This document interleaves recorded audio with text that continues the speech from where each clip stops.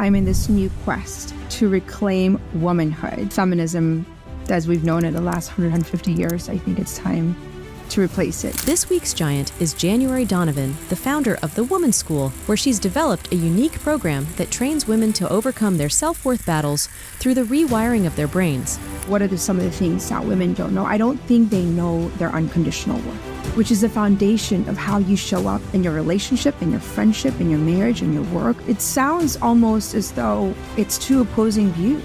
You can never be a present, dedicated mother and also be fulfilled in your career or your call.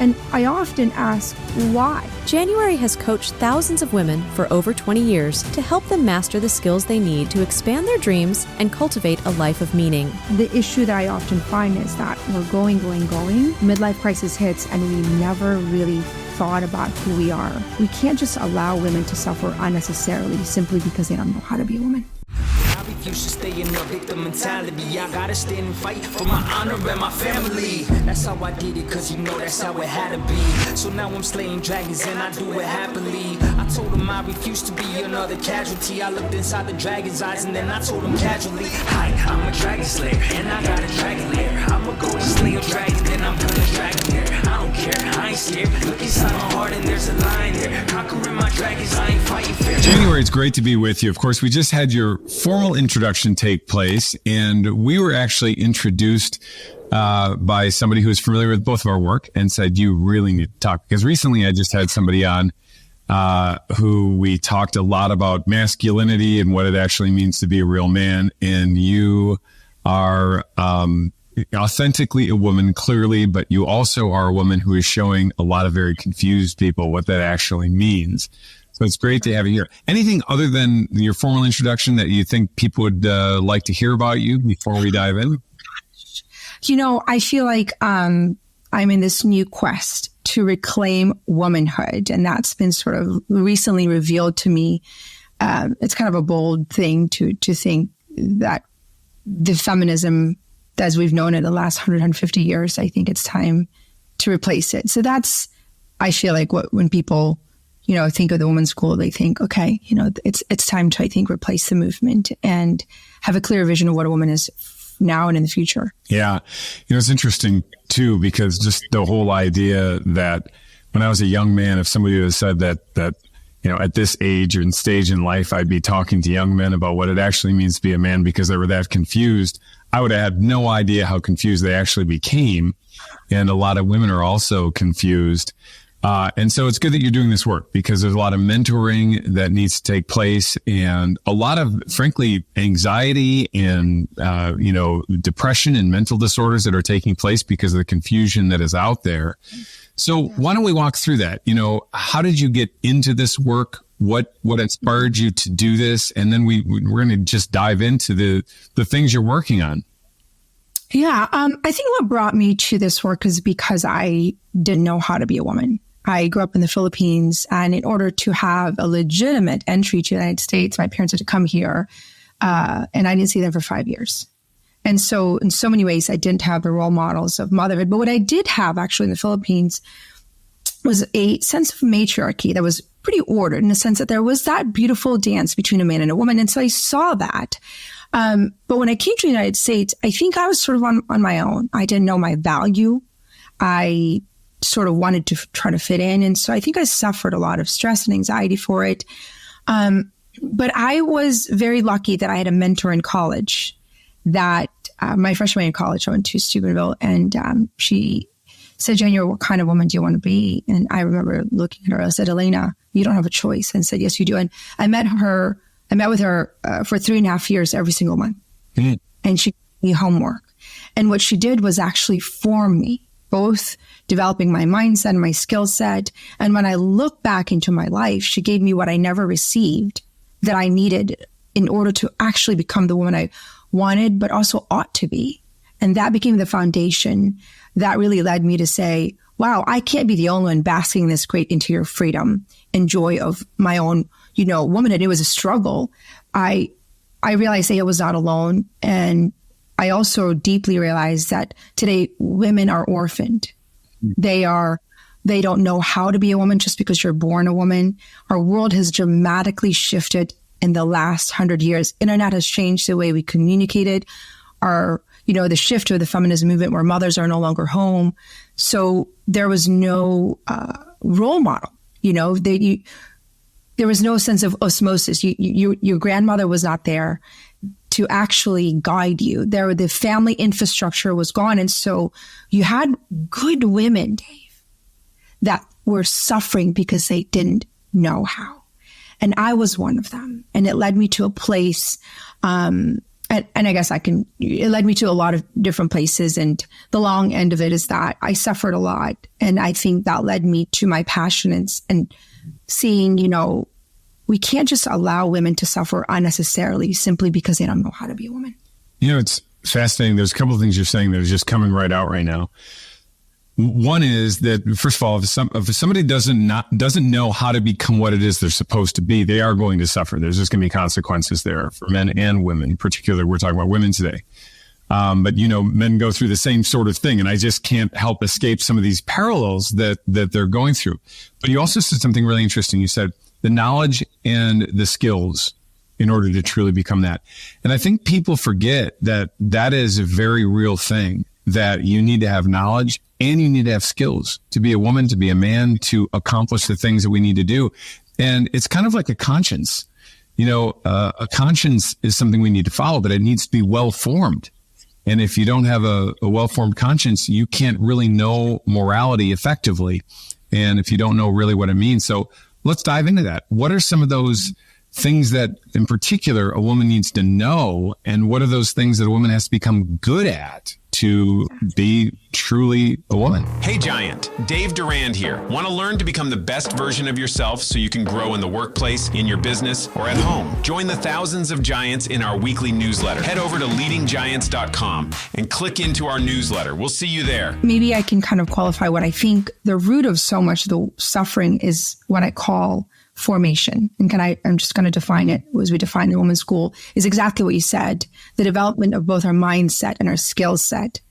So in order to order our will to choose our highest good. So we suffer because really we don't have those basic foundation of how to think. So to me, that's the root cause of a lot of the suffering, both of men and women. We really are not only formed, but we've become deformed simply because of the state of our culture. So your question, what are some of the things that women don't know? I don't think they know their unconditional worth, which is the foundation of how you show up in your relationship, in your friendship, in your marriage, in your work as a mother. If you don't know that your value is not contingent on what we call this in our school, the poisonous P, your performance, what you produce, your perfection, your possession, your power, all of that, which has, by the way, become the metric of women's value today, you will inevitably suffer because you will be contingent on the waves of culture that tells you that you need to be perfect to be accepted. You need to produce all this money. So to me, that's at the root cause of today women suffering, that they really don't know that their value is not for sale. So they're living a life of proving and pleasing. And I have seen in my own experience this way that women don't really buy this lie. Like they feel like they have to live it out, but in the even like a really kind of hardened person who is like seemingly bought in entirely to what culture tells them, in a private setting, they will tell you they're not finding satisfaction there. And it's a pretty fascinating thing. Of course, I'm not a woman, so I can't speak on behalf of women or what women want in this capacity, but hearing in their own voice is something that sometimes surprises me, especially like on the career side of things. And so many women do such fantastic work in the companies that I'm in. And, frankly speaking, I don't know what I'd do without the great results that they produce there. But they are very, very open about the fact that where they find their greatest satisfaction is not that. That is not where they're finding it. Yeah. And I don't know what the reason is, but I find that, women today don't There's no vision of who they want to become. There's no formation in every arena of her life, which means that, if I'm in business and I'm building a business as a mom of 8. So I'm really living it. Right there. You just had my audience had to go back that 10-second spot on. Wait, did she say mom of 8? Huh? I know that's usually which it sounds almost as though it's two opposing views, right? That you can never be a present, dedicated mother and also be fulfilled in your career or your call. And I often ask, why? If I am called right now by God, and if I was created to actually be part of a mission to rebuild culture and reclaim womanhood, I would not feel fulfilled if I negated that call. Nor would I also feel fulfilled if I neglected my primary duty as a wife before I'm even a mom. So all of that has to come in together. But if a woman has no basic, and let me just say, if you don't know your value, you don't know how to make decisions. If you make 35,000 decisions a day, if we do not have decision-making skill, we are fatigued by 10 o'clock in the morning. And if we don't know how to draw boundaries, if we don't have a self-discipline, self-awareness, if a woman does not study herself, if a woman does not study daily, if a woman does not have a sense of order in her life, how can she have sustained capacity for generosity in her career, in her marriage, in her motherhood? So to me, because I've trained thousands of women who are both doing motherhood and career, and they're unfulfilled because they're giving from an empty cup. They lack literally the skill. They might be giving at work, but then they come home, they maybe don't know how to manage their mind. They don't know how to manage their emotion. They don't know how to rest. They don't know how to manage their body.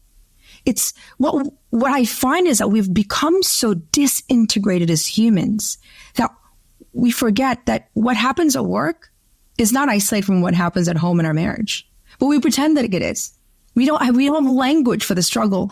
And so that's part of, I think, the issue is that we don't know our value, but we're disintegrated. There's no sense of wholeness. And for those faithful Christians out there, be perfect as your Heavenly Father is perfect. Perfect actually comes from the root word teleos, which is to be whole.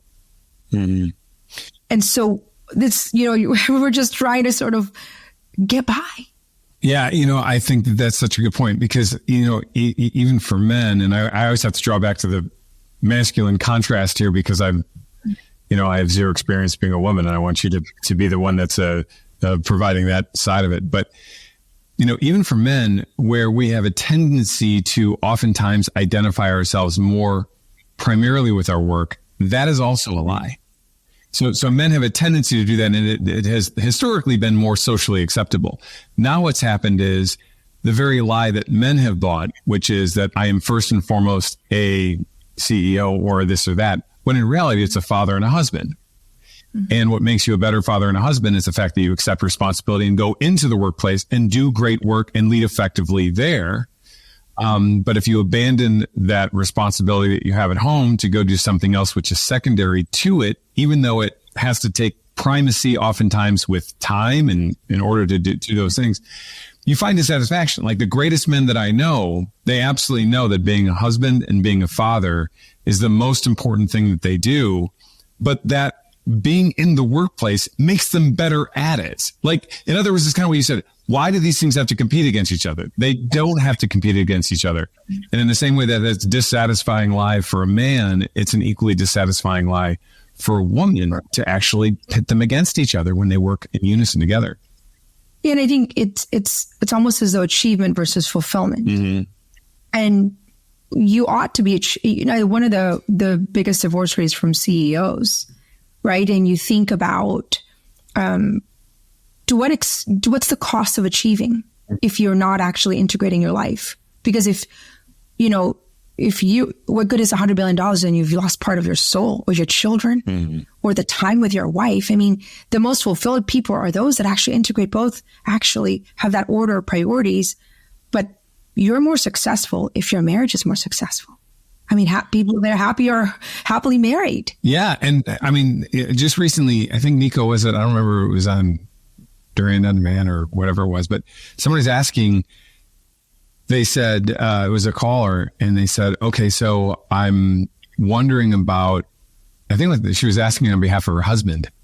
He's getting involved in like men's groups and things like that. And how much is too much for him to do this sort of thing as far as the family is concerned? And I said, well, I mean, if he's doing it just a reasonable amount, I think it was something like every other week there was one meeting in the evening or something like that, which is pretty reasonable. I said, this does not compete with being a good father or a good husband. In fact, it makes him better at it. If his kids can see that he's got the capacity to lead the family effectively, but also to be a good friend to other men and to mentor those men, the example that they're going to see in that is something beyond the amount of words that he can tell. So it's just this whole idea of, if within reason, schedule and time wise, these things we're doing them the right way. I mean, the dad that's just sitting at home, hanging out with the kids all day is not a good example. Yeah. The one who gets up, accepts responsibility, goes to work and provides, and then comes home and makes time for his family. What a great example. What's the feminine side of that? And I want to dive into, like, you have like specific programs that you teach on this sort of thing. And I'd like to kind of understand how those are structured for the women that you help. Yeah. So I think that, we kind of live in an information world where I can listen to this podcast and get a little bit here and a little bit there. But I think what I find is that there's no sustained formation and transformation unless you make a habit of growing and learning. So as a woman, and I think that we have to make study part of our way of life. And what I mean by that is, let me just give my example. I'm obviously busy. I'm have a lot of things, but I have to get up at 4:30 in the morning, Dave, to make sure I get both my prayer and my study. And I'm not saying that to impress you, but to impress upon you that it is possible. The only way that we can actually attain our call and fulfill it to its highest degree is to invest in our growth and our formation. And once again, formation is a development of both our minds and acquisition of our skill set. So, I think that the issue that I often find is that we're going, and midlife crisis hits and we never really thought about who we are, why we're here, and we're the same woman year after year. I mean, imagine being married to the same woman year after year, no growth, no sense of inspiration, no sense of this novelty. When I train women, when their marriage is sort of kind of falling apart, I'm like, have you developed who you are? Is there a new woman that he's meeting on a daily basis that you have died to your old self to give rise to a new woman so that you owe that to him? That's a gift. But if we're not taking that time, and I think in a fast-paced culture, and also it's not really, I would say, advocated it. We just think that, school is just kind of a lot of information. Most women are just living lives of quiet desperation. Yeah, I think they are. My dad said to me one time, he came home from work. I could tell I was in college and he just had something that was on his mind, because what he said to me had nothing to do with me, but I remember it. And he was a man of few words. And when he spoke, you should listen. But he said, Dave, you're going to wake up one day and you're going to find that you are 21 years old in a 41-year-old body. And you relive the same experience over and over again. Or 5 years from now, you can gain 20 years of wisdom. You're going to have to make that choice. It had nothing to do with me. I was just sitting there. That's profound. Yeah, it was very profound. He doesn't remember even saying it to me, but I remember exactly where I was sitting and what he said it. And another thing that I think of when I think of that is that there's all sorts of like virtue around that. When I talk to young guys about finding a suitable partner, I always say, listen, you don't have to find somebody perfect. You just have to find somebody willing to become that, and they'll fail. Okay. And so will you. But the worst person to be around is a person who says, I'm just that way, deal with it. Because a person who says, I'm just that way, deal with it, would never allow you to say that. No way. They would demand super high standards and improvement. That's amazing what it's like to be around a person who just wants to get better, no matter how bad they are. As long as they're trying to get better, that's actually pretty. It's a hope-filled, inspiring sort of thing to be around. And it sounds like you've got a lot of that in your program. Yeah, I mean, it's behind that kind of woman is really discipline. Because you can't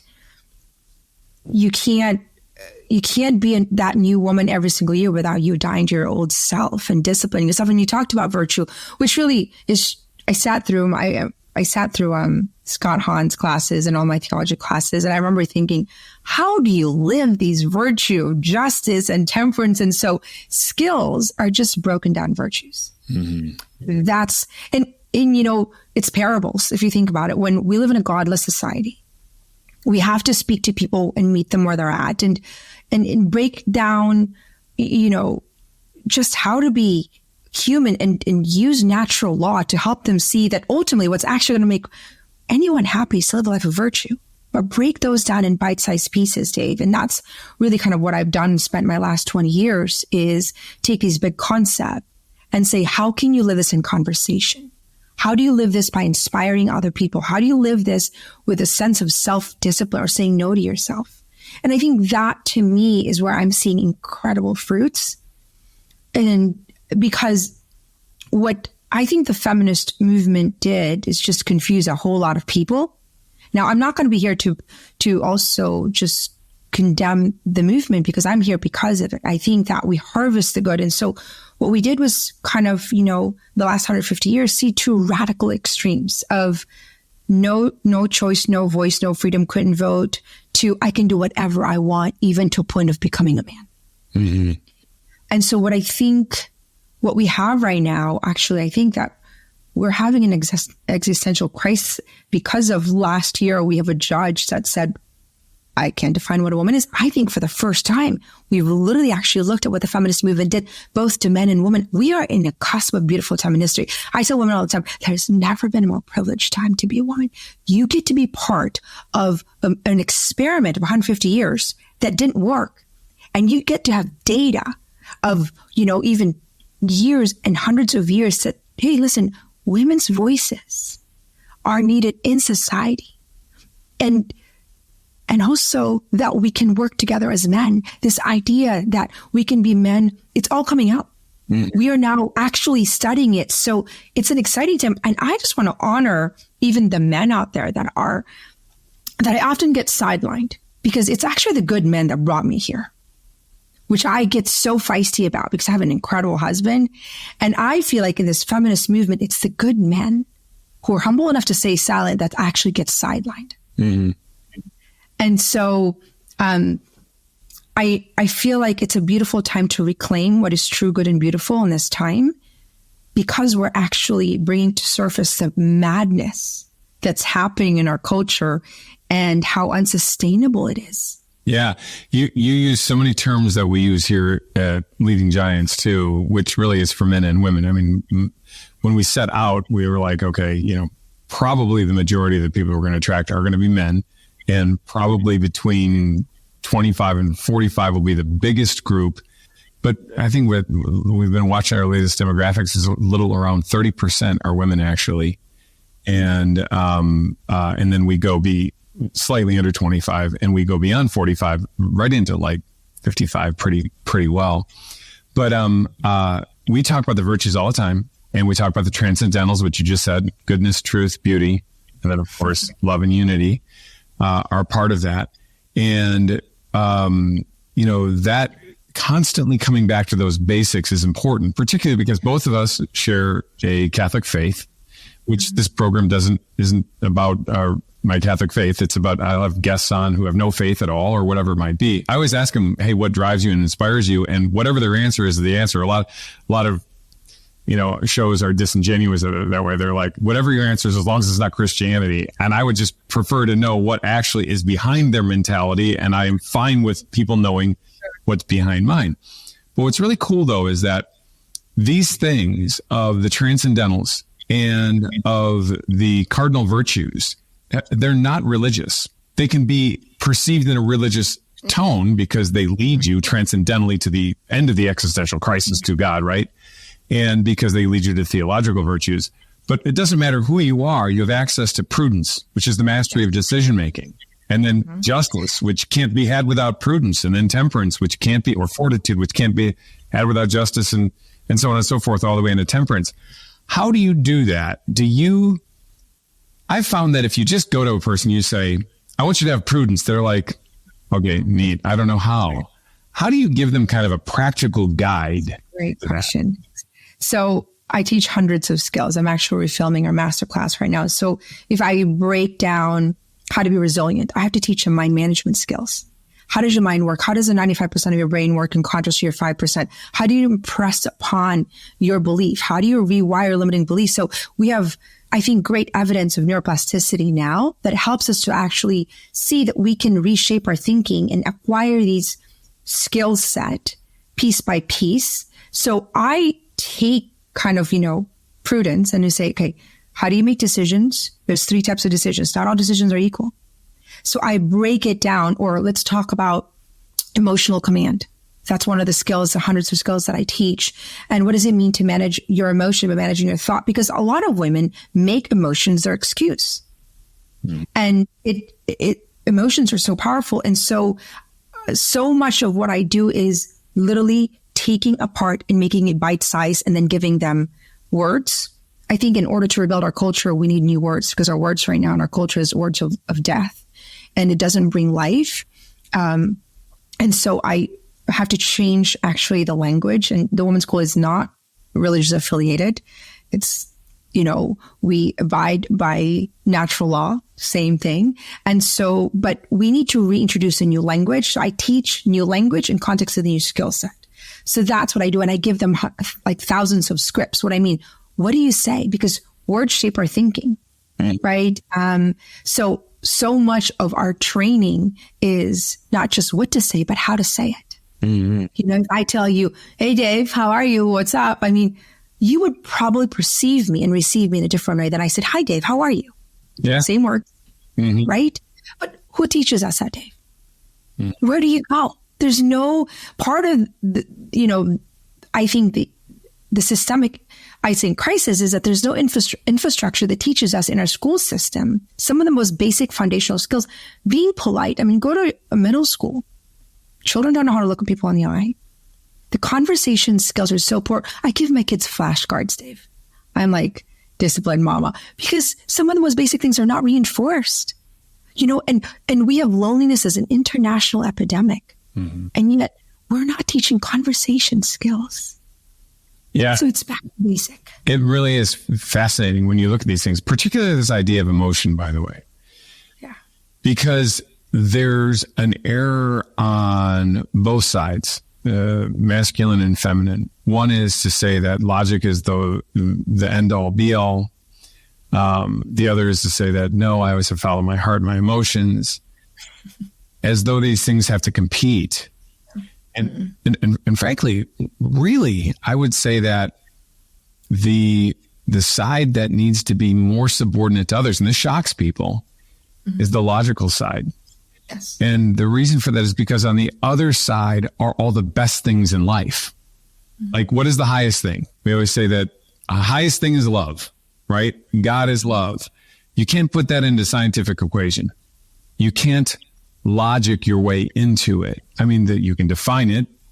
It's willing the good of the other. And do I logically will the good of the other? Yes, I suppose you can look at that. Am I willing to sacrifice? I see that there. But at the end of the day, this is an intuitive thing with an emotional power behind it that needs a logical rudder. Correct. But the rudder is not the engine.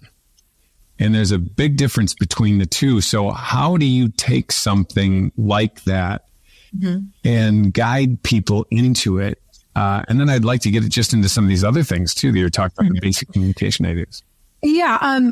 I would say that I integrate it. What I mean by that, so our thoughts are never apart from our emotion, right? So if I'm thinking about someone, someone's injustice, I will feel angry or anxious. So our thoughts actually release a chemical that produces the emotion. But we always think of it sort of separate. And I think maybe, 50 years ago was sort of seen as separate. The science behind it now is that it's actually integrated. And so I think that to me is almost a great way to teach it, that, your emotional command has everything to do with your ability to manage your thoughts. Has everything to do with the way you also manage your words. So that's how we teach it. And our thoughts impact our emotion impact what our behavior. It's a driving force. But let's just go to our thoughts. We have the conscious and the subconscious mind. So much of our emotion comes from our subconscious conditioning, the 95% of our brain that's been programmed over and over and over again, that a lot of times our emotions are habitual. So let me just give an example. Something happens at home. All of a sudden, a woman's just anxious automatically. She's not thinking with our logical brain. It's so habitual, like driving. You're not thinking, I got to press the pedal, I have to move back. Maybe anxiety has been wired like a habit. Maybe worry, maybe self-doubt, maybe, being rude. All of that becomes part of her being. If she's unaware of how her thoughts, unrestrained, has actually created emotional automatic response in her life. Does that make sense to you? So it has to be sort of integrated. And so that's how we teach it in our school. And it's not apart. And we have to use it as both. So I don't think it's two radical extremes the way we've seen it, but one trumps the other. Yeah. And I think too, for one of the things that's most important, this is what I help teach guys do. And this is not really about sex, really, gender at all, is that when you have a focus, when you put your attention towards something, you will have a tendency to reduce the irrelevant emotions associated to it. Yes. So, for example, you might even have a person who's very emotional, caught up in something. They're talking about things. They are, like literally just like, replaying things in their head, and they're just not letting go. And all of a sudden, danger approaches them. Okay. Like they see their little kid in the street. They immediately stop all the irrelevant emotions. Their focus is on that. Right. They go after it. They get it done. They come back, and their body and mind, they're changed. Literally, whatever they were thinking about before is entirely gone. And it's this whole idea that whatever we put our attention toward, and that we have an attentional responsibility, an attention-oriented responsibility. Like we have the moral and ethical obligation to focus on things that matter. Yes. Now, the reverse side of that, we were talking about this earlier today, Nico, too, is that it can become problematic. So when a man is hunting, one of the reasons that, if he's watching TV and his wife is talking to him, he's not really paying attention to what she's saying because he's unable to. He can only... I never know what that is. I'm just teasing. Yeah, and what that is that comes from the fact that when he is hunting and he's focused on one particular thing, he has to tune everything else out and just get this one thing done without being able to pay attention to anything else. Now, of course, that's a good application for that, but it does mean he's missing a big part of life, but he's missing it for a very good reason. When he's now in real life and he's watching TV, which is significantly less important than his wife, he's using that same mechanism, but he's missing out on what's most important. Sure. So he needs to turn his attention toward her, which is relevant, and off the TV. And that TV is now the internet. It's for young guys. I can't even believe it. It's video games. It's all these different crazy things that they do that are distracted from their focus. But, we just really, I think, have to get people back to that idea that if I know your priorities by looking at your credit card statement. Mm-hmm. I know your priorities by looking at your calendar, and I can look at your Netflix account, and your Prime account to see what's important to you right now. This is where your attention is. And that's why you have problems. And if you were to redirect your attention, you get there. What are women focused on right now? And where are they giving their attention that needs to change in order to adapt the things you're talking about? Gosh, I think it's the same things. I think that what you're saying with men. First, I don't think that we're taught to even figure out what our goals are. To learn how to discover the desires of your heart, mature it, order it, so that you know where to focus your attention. So, because, a lot of people can graduate from college and never know where to focus on, Dave. I mean, we waste hundreds of thousands of dollars and you don't even know what you want or don't want, right? So it's the same thing with women. So what you're saying with a man, you have to order yourself and understand when to be able to know that, okay, now I turn that part of me off. It's a good thing. Like, I want to honor that and celebrate that in men, that they can do that, because that's what allows you to be able to provide and protect. But a man who orders herself and trains herself knows, oh, right now, actually, it's not that time, right? He has the ability to order his priorities and then when to turn off that skill and when to pivot, right? And the same thing with women. I think that, with women, I can cook, discipline my child, and figure out a plan and that's the way God made my brain. But that doesn't excuse me as well to not understand how to focus on a goal, be so disciplined with my time, not make excuses for myself, and know that I'm called to fulfill that goal.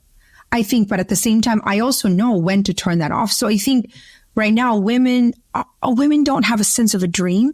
Without a vision, we perish. And I teach women how to dream. And that's one of the biggest things I do, because there's this war between motherhood, giving up your dreams, and choosing. And I don't think that's what I believe God is asking women. I think that we need to have a vision for our life and we need to integrate it.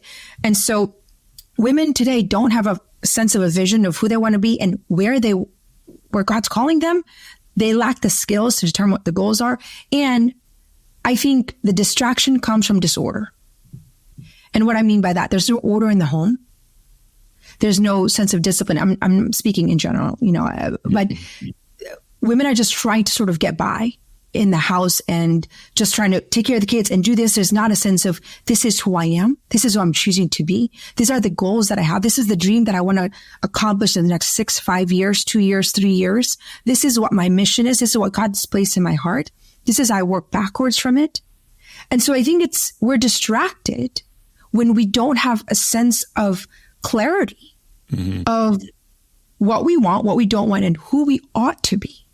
That who we ought to be thing, I a couple of thoughts, because, and I'm going to sincerely ask a question, which sounds a little bit like I've already formed my opinion about it. I have formed my opinion on it, but I believe it may be incomplete and I just need someone to help me.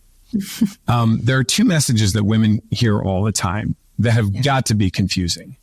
One of them is, if you were to type in, who's a better CEO? Women are better CEOs. Women are better managing their money. Women are better communicators. Or there's this whole thing online about how women are superior to men. And it's just ridiculous. Mm-hmm. By the way, that is not to say that men are superior either. I'm not saying that at all. The person who is superior is the person who knows not to go, hey, yo, what's up? And to say, hi, how are you? Like, there's a difference, right? Whether that's a man or a woman. Yeah. But they're told they're superior in all these different ways. And then they're told to put on the front door of their business and on their business card and website, woman-owned business. Mm-hmm. And I have always been fascinated by that, because first of all, I have so many women in power in my companies I have so much respect for, that do fantastic work. And I have never thought about it, whether they're a man or a woman. I just look at their competencies and I promote them. And then, in retrospect, I guess they are a woman and they are a man. I mean, clearly I knew that, but I didn't promote them because of that.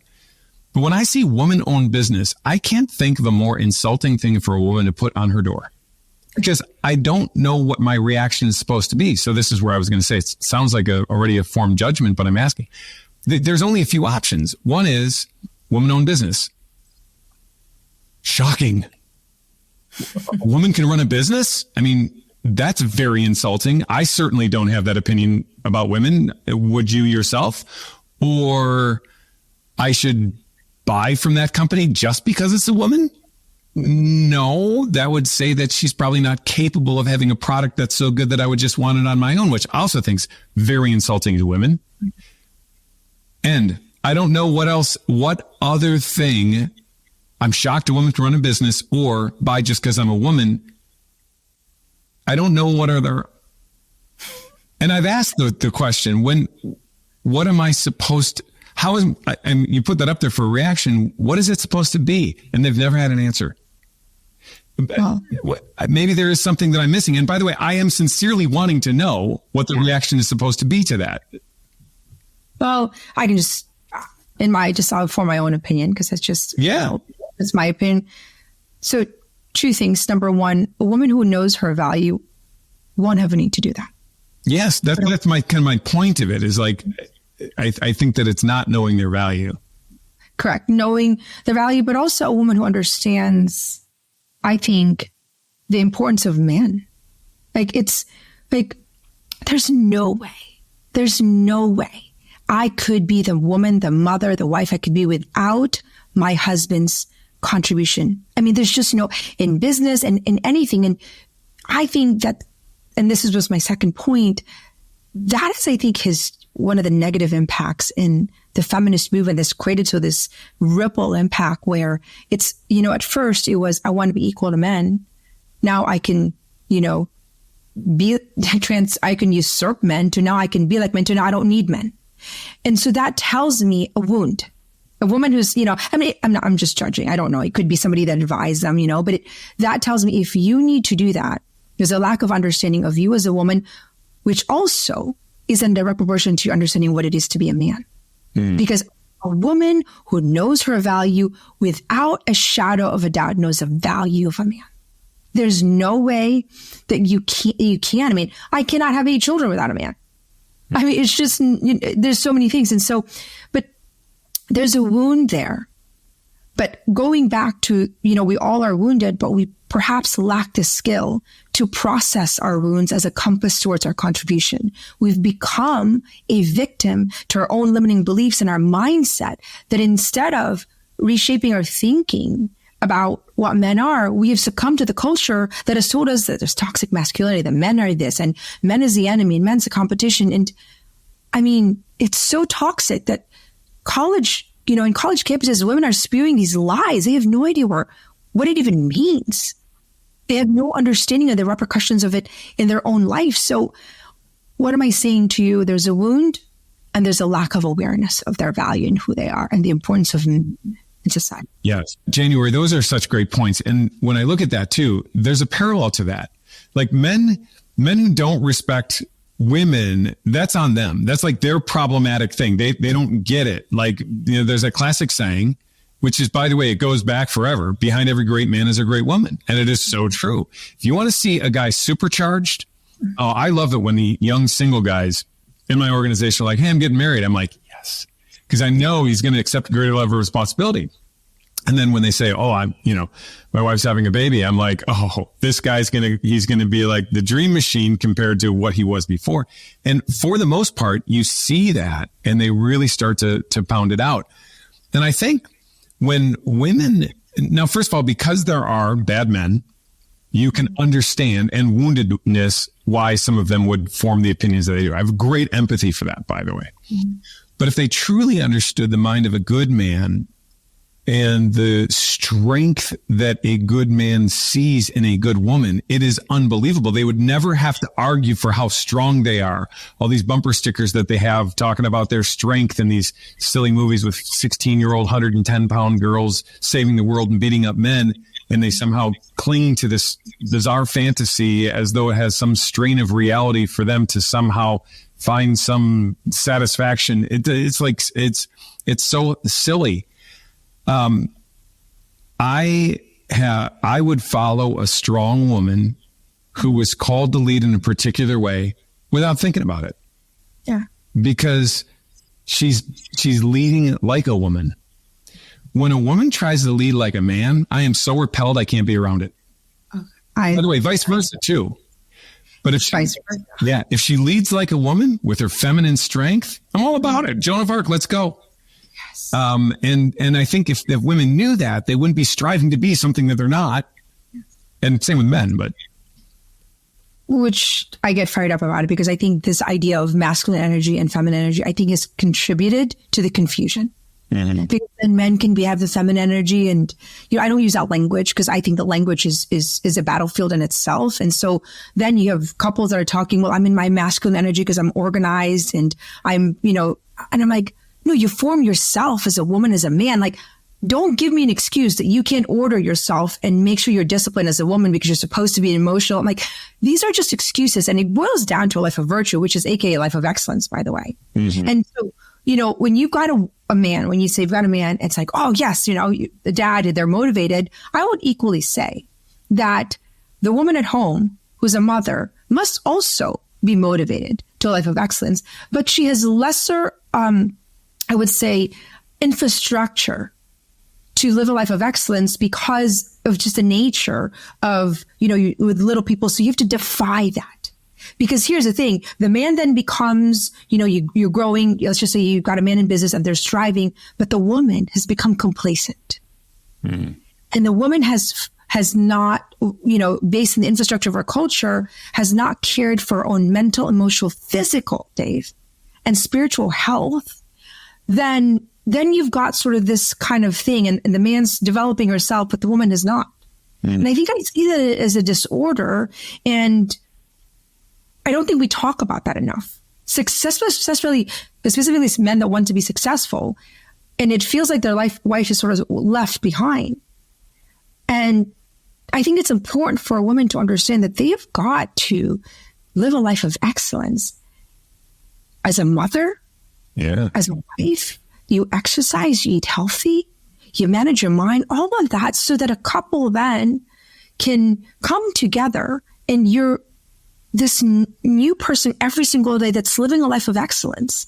And I will also say sometimes we presume we live a life of virtue, but we don't see ourselves as living a life of excellence, which is, I think, sometimes a form of deception, especially for women of faith. It's like, oh, I'm living a virtuous life. Well, are you living an excellent life? No, but I'm living a virtuous life. Aristotle tells us they're the same. But all this goes back to formation. It goes back to the way I clean my kitchen is directly relation to the way I manage my team. It's so different. Yeah. And that I have to manage my team as a woman. And like you said, and it is so attractive when a man is also too emotional. I want a man who can connect with my emotion, my husband. But no, I don't want a weak man who's fragile. Like, no, thank you. Mm-hmm.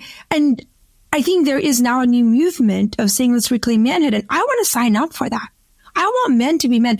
How can I, as a woman, help form women so they can support manhood and redeem what it ought to be? And I think that's why I think it's an exciting time, because I think men are finally seeing, I don't want to be a pushover anymore, but I also don't want this sort of toxic masculinity. And ultimately, I think that we have to honor who we are and our value that's unique to us without the excuses of also succumbing to a lesser version of who we are. Yeah, this is so easy. Like the conversation we're having is so non-competitive. It is so pro-woman and so pro-man and so complementary. Yes. That's the thing when people have this false argument against the two. And I love what you're saying too, because see, men basically have, so I said this a lot, like you can take somebody as an entrepreneur, okay? Well, let me take them as an employee. They're an employee and they'll work at McDonald's. Okay. And they will be there on time. They will flip the burgers the way they're supposed to flip the burgers. And then they will go home and they will obey and be on time and be responsible. Mm-hmm. Now that person becomes an entrepreneur and they sleep until 9:30. They just sit there thinking about things that they're worried about. They're not productive. They spend time online. And this is whether they're an entrepreneur or all of a sudden they become a realtor or an insurance salesperson. They've got a lot of autonomy or 1099. They literally go from being this person that under structure did everything they were supposed to do. Or if they're an athlete on a team and they're in high school or in college, they're working out when they're supposed to, they're eating when they're supposed to, they're getting done when they're supposed to, they're getting their homework done, all these different types of things. Now they move out of that and they don't have somebody guiding and leading it. And I'm going to come kind of full circle to something I want to get your take on. Then what happens is they lose that structure. They get out of shape. They stop thinking. They stop working hard. They don't push themselves. Somebody else did it for them. So they were compliant. They were not disciplined. And there's a big difference between compliance, like when you raise kids, because or else is there, as opposed to willingness. A willing person is very different than a compliant person. You want to be with a willing person. I'll do it because you said so is very different than I'll do it because it's the right thing to do. Mm-hmm. So now the husband in this instance, the example you gave, goes into the workforce and he's maybe not really willful, but he's compliant. So he's doing all the things that he's supposed to. And through some of that, he learns a little bit of discipline, which maybe gets him to be in shape or whatever. And nobody's doing that at home. So you have two things. One is that, I mean, really a woman who takes care of the house, and I'll just give some great stories on this because I've hired so many of these women, stayed at home with the kids for 25 years, 30 years. Now they're out of college. It's time for me to go back to the workforce. And they come in and kill it. I mean, I have companies that have as many as 5,000 people in them where women with that history come in and they are the number one performers. It's not because they're a woman. It's because of this. They ran their house with such great discipline, and you think about this, you're taking care of yourself. You've ordered meals. The house is clean, and you're leading and guiding young people with a low level of maturity into higher performing people, and you're teaching them that same thing. Oh my goodness, you just gave a masterclass on what it is to run a great company, and you did it all while you're at home because the principles are not different. So I think if they realize the amount of personal growth that they can have through that, and not only that, sure, the husband, and of course in this world, maybe it's the woman that's out there working, we know how that goes, but just to use Carrie this example, the husband out there, and they helped build more gaskets for the gasket company to do gasket things. Right. Good for them. What did you do? You formed human beings into a higher level. If there is a need to become an expert in something, it's when that's what's at stake. Yes. So here's the part. That relationship that they have together and how the husband can help the woman in that process to encourage some of that order, and how the woman would receive that encouragement as opposed to looking at it as like, don't be in charge of me. And he's like, I'm not trying to be in charge of you. I love you and I want what's best for you. So I'm encouraging this, and to receive that encouragement. How does that interplay happen from your perspective? Gosh, it goes back to me. Okay. So I think goes back to a woman's formation. So what your example of a man who then becomes an entrepreneur and there's no structure and there's no order, right? Because that's what you're doing. It's the same thing as a mom, as a mother. All of a sudden, there's no more structure, with school. So they're in the same boat. I don't think there's any different. Mm-hmm. And to me, my answer is that's why I think the women's school was born, to create an infrastructure of formation post your college education so that there's a support, coaching, and study as part of a way of life for both men and women, so that you don't actually fall, and become lesser than yourself when the infrastructure is gone. Mm-hmm. So to me, it can't be one or the other. It has to be both men and women. And that's really the vision of the women's school, is that let's introduce an infrastructure. We're taking God out of the school system. Now you're taking gender out of the school system. Let's bring the formation and the school into the heart of the home.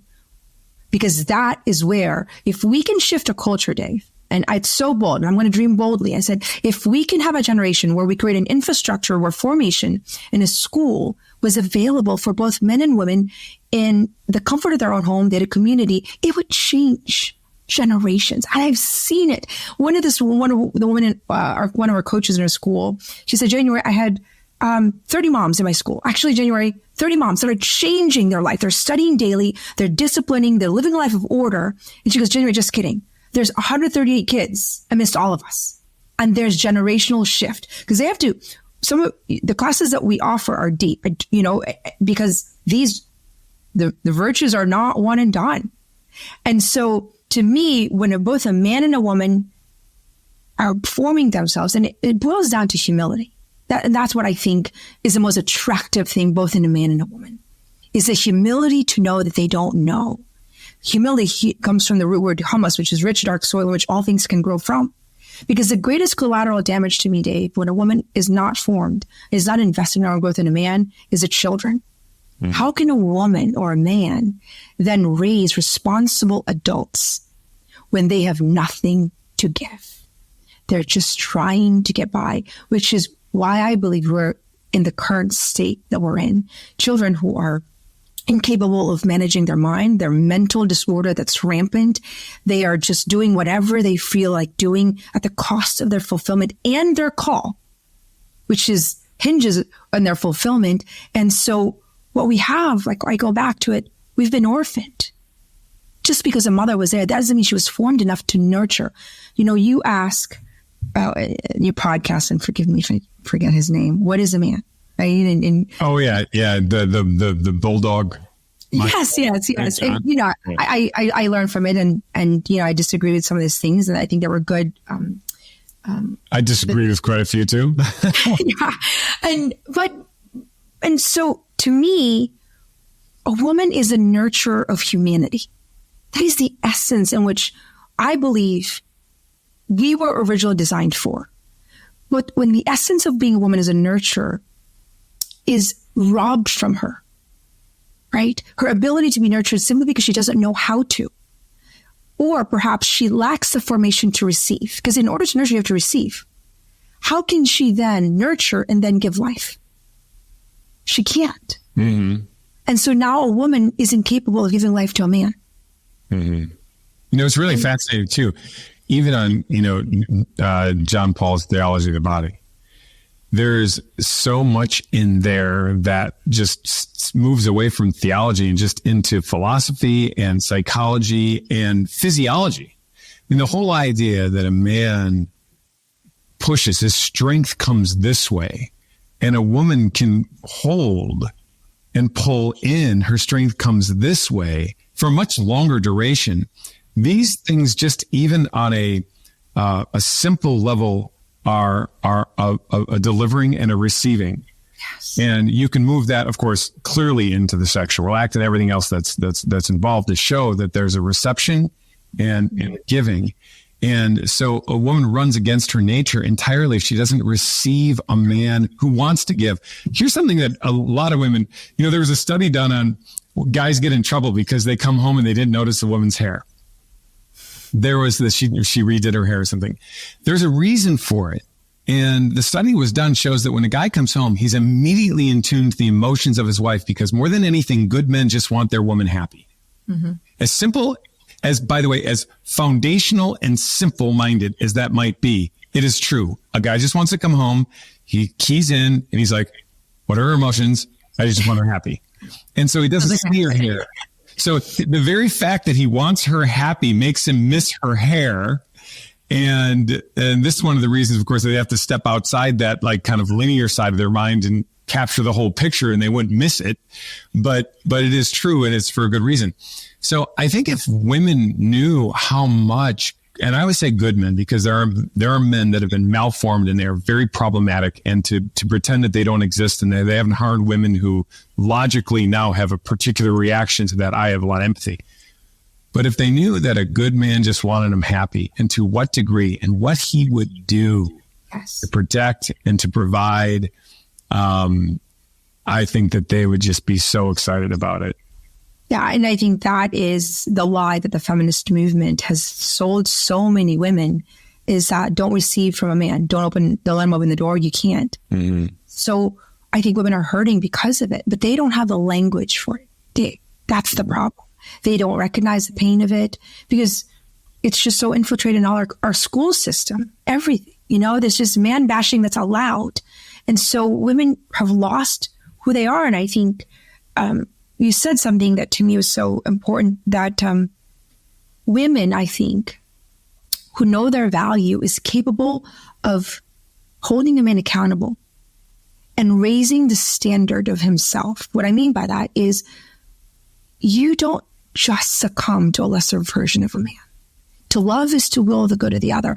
My role as a wife is to form myself so that I can actually have enough strength to hold my man accountable to becoming who he was created to be in every season of his life.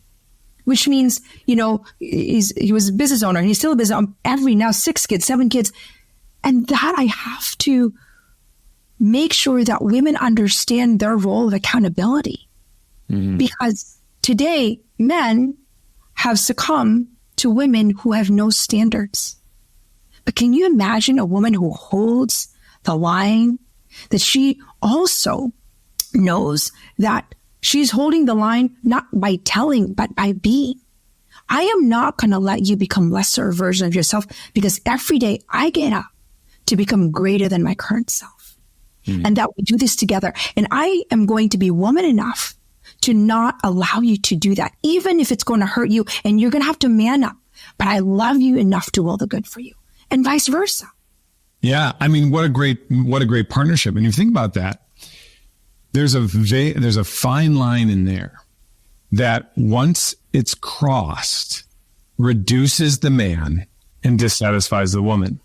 So what you said was like this, like very, very well put, like idea of like, you carry this standard, and because you carry this standard, you're not going to accept a lower standard from him, which drives and inspires him, and it drives and inspires you. And it's like this, not this competitive contest, but this unity. Yes, it's like we're both running faster, moving this ship. Could we please go to an analogy bot and help me with my analogy? So that train has already set sail. Anyway, I just can't help you. Sorry. But you're like the Flintstones in their car, both running together to make it go fast. And if one runs faster than the other, it's just going to go in a circle, right? And so it's not competitive against each other, but it's unitive with each other. What happens though is when the woman goes to the point where now she's trying to control the guy and she's trying to dominate the guy, and she gets this sense of satisfaction out of it, then what happens is the guy starts to be dominated and he lets himself do it. So now she emasculates him and she's no longer attracted to him and she's dissatisfied with him because he's emasculated, as opposed to what you're talking about, which produces this incredibly strong guy who you become more attracted to, who makes you want to be more of who you are as a woman, which makes him want to be more of who he is as a man.